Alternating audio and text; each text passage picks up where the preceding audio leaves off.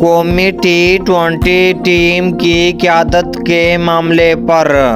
سابق کپتان star all rounder شاہد افریدی نے موجودہ کپتان شاہین افریدی کی حمایت کر دی۔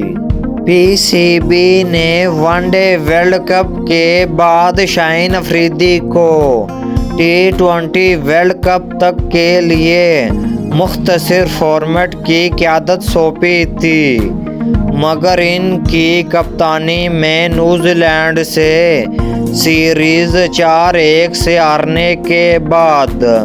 پی ایس ایل میں لاہور قلندر کی بدترین پرفارمنس کے بعد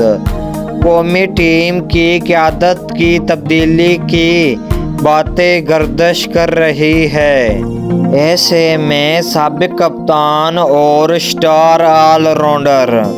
شاہد افریدی اپنے داماد اور T20 فارمیٹ کے موجودہ کپتان شاہین افریدی کی حمایت میں سامنے آ گئے۔ جون میں ہونے والے ICC T20 ورلڈ کپ سے پہلے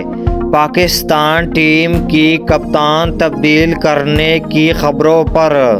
تبصرہ کرتے ہوئے شاہد افریدی نے کہا کہ شاہین افریدی کو کپتانی کی ذمہ داری دی گئی تو اسے وقت بھی دینا چاہیے۔ کراچی میں رمضان فٹ بال ٹورنامنٹ کی افتتاحی تقریب میں میڈیا سے گفتگو کرتے ہوئے شاہد افریدی نے کہا، تبدیلی کی باتیں سامنے آنے سے لگتا ہے کہ کپتان بنانے کا جو فیصلہ پہلے کیا گیا تھا یا تو وہ غلط تھا یا اب جو ہوگا وہ غلط ہوگا۔